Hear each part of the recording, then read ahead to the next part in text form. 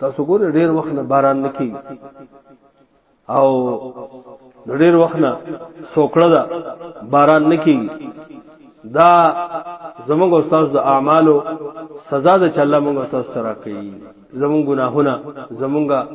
معصیات زمونږ نافرمانیانې د الله جل شانه حکمونه ماتول او د نبی سلام د طریقو ماتول داغه سزا الله موږ له په دې شکل کې کله راکړي چې الله قحط سالي راولي قحط راولي باران نه کیږي بیماری زیات شي فصلونه کم شي غلې کم شي میوجات کم شي او په دې تکلیف کې یوازې موږ نه بلکې په دې کې هغه حیوانات چې دا غو هیڅ ګناه نشته مرغان چارپایا هغه مخلوق د الله سبحانه وتعالى چې هغه مکلف نه دی عقل من نه دی هغه زموږ استاد د ګناه د وجې نه هغه ته تکلیف ملوي ابو هريره رضی الله عنه فرمایلیو چې مرغې په خپل جاله کې مري نو دا د بندگانو د ګناه د وجې نه مري د دیو د ګناه د نحوست د وجې نه الله سبحانه وتعالى سوکړه راولي او الله باران نه کوي او قحطونه پیدا شي د دې وجې نه هغه مرغې په خپل جالو کې هغه استمري شي حیوانات مړ شي دا د انسانانو د ګناهونو د وجې نه انسان ظالم او جاهل دی د ګناه او د نافرمانی د وجې نه الله سبحانه وتعالى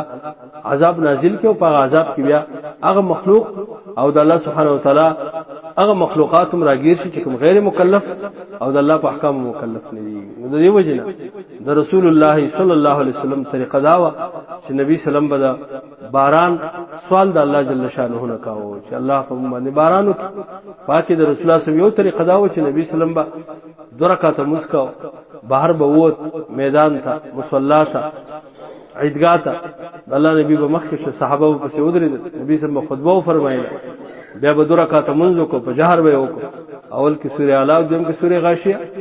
او کله نبی سلام د کار کړی دی چې په منبر باندې د جمعې په خطبه کې رسول الله سلام دعا غوښته چې الله په امت باران وکړي د دې وجنه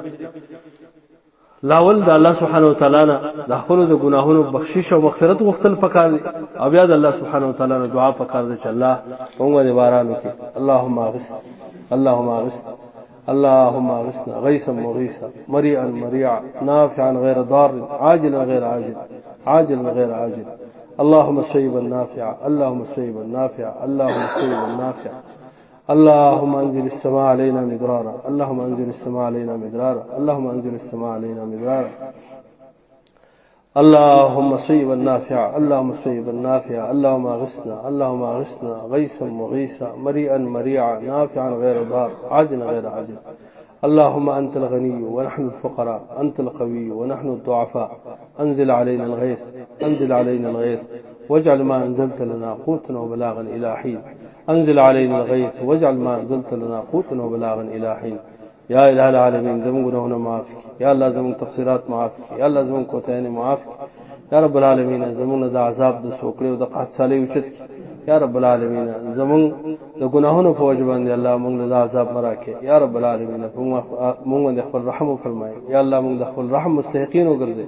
يا رب العالمين يا إله العالمين موږ ډېر نافرمان او ګناهګار یو الله زموږ ګناهونه موږ ته معاف کړي یا الله زموږ ګناهونه موږ ته معاف کړي یا الله موږ خپل موږ سره د رحم معاملې وکړي یا الله موږ سره د رحم معاملې وکړي یا الله موږ سره عذابونو د برداشت نه یا الہ العالمین موږ سره د رحم معاملې وکړي یا الہ العالمین کوم سوکړه دا کوم قحط سالی دا الله د زموږ لري